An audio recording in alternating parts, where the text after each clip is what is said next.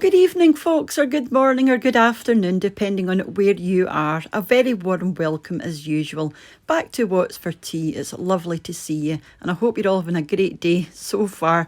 So here it is. Here is the Clootie Dumpling. So many of you have asked me to do this for a couple of years now, so I decided, yeah, I'm just going to film it. I did make one of these last week and didn't film it, so I thought I'd film it this time just to let you see. But it is very, very easy to make, and probably the most Scottish of all the puddings that there are, or dumpling in this case. It's a very, very simple steamed mixed fruit pudding, essentially cooked in a cloth, or as we call them, a cloot.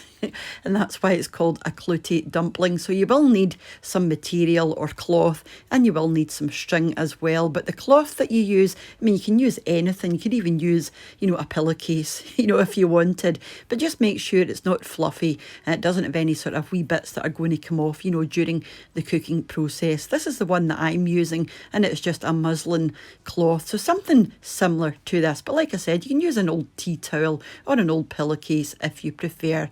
So the dry ingredients get added to your bowl first, and this is just some dried sultanas, but you can use any dried vine fruits that you like. All of these ingredients will be in the description box down below, and you'll need some cinnamon, some ginger and some baking powder as well, and also some suet. I'm using beef suet, but you obviously you could use vegetable suet if you want to keep it vegetarian. Also some sugar. I'm using caster sugar, but use whatever sugar you like. It doesn't make any difference. And then some self-raising flour as well. So that's all of your dry ingredients. You just want to give these a good mix together, and then we're going to do the wet ingredients. So grab another bowl, and to that you're going to add 3 free-range medium eggs to your bowl, and you just want to break these up with a whisk or a fork. You don't need to, go at it for ages, just to break them up. And to that, we're going to grate 1 apple. This is a Braeburn apple, but again, you can use any apple you like, and this is just to, help give it a good bit of moisture. So add that to your egg, and then you can pop your milk in. Now this is 150ml of whole milk, and just another wee stir around, and that's all of your wet ingredients. So all you have to do now is combine your wet and your dry ingredients. I'm just going to make a wee hole in the middle of my dry ingredients, pour your wet in, and give everything a good stir together, and you'll be left with a lovely sticky gooey mess.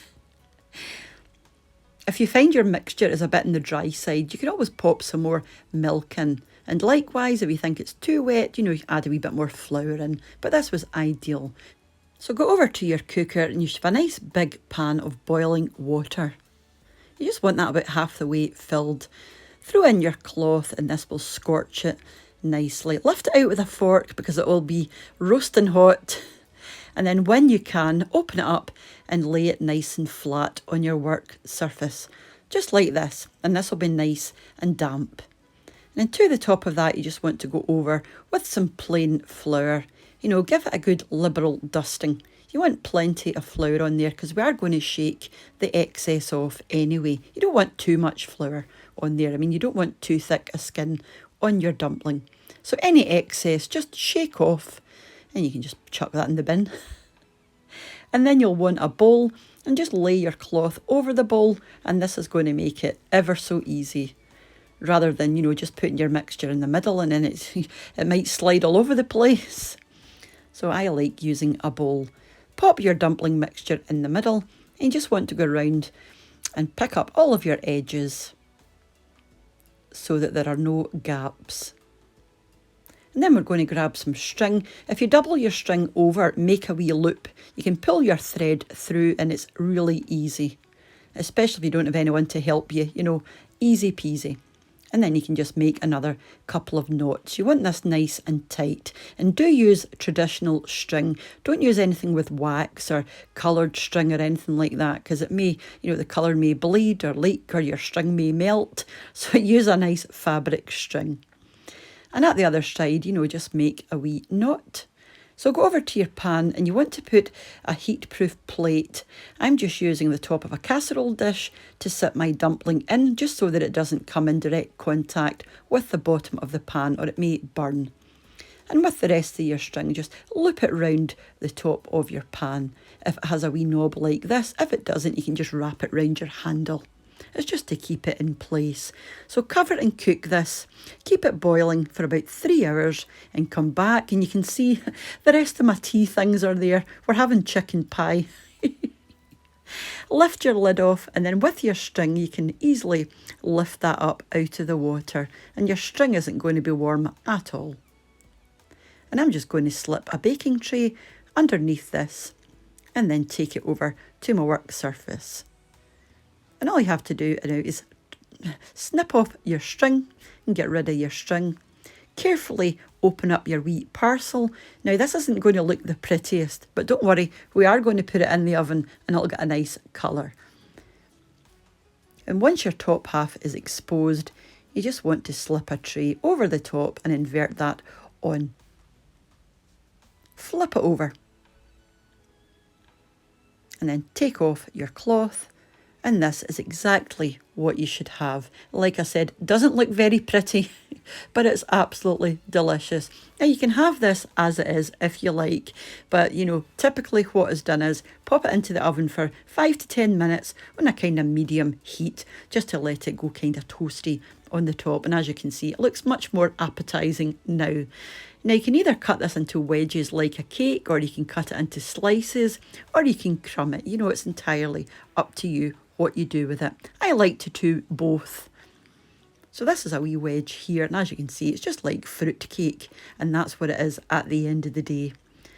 And we would typically have this with some cream or ice cream or custard, but you can also have this cold with a cup of tea or a cup of coffee. Like I said, it really is up to you. So there's a nice wee wedge there for Mr. What's for Tea, and he does like custard with his. Or like I said, you can slice it, which is probably most traditional. And doesn't it look fabulous? Look at all those lovely juicy currants in there. Or sultanas. And that's it. Super easy, super simple, and oh so traditional. I mean, this is an old recipe, and it's just as popular today as it always was. You know, I remember my granny making this, and she just used to have it cold, you know, a wee slice with a cup of tea, and you know, she was a big fan of this. But yeah, it is, you know, worth a go if you do like these old-fashioned, more traditional style recipes. But like I said, super easy. Anybody can make this.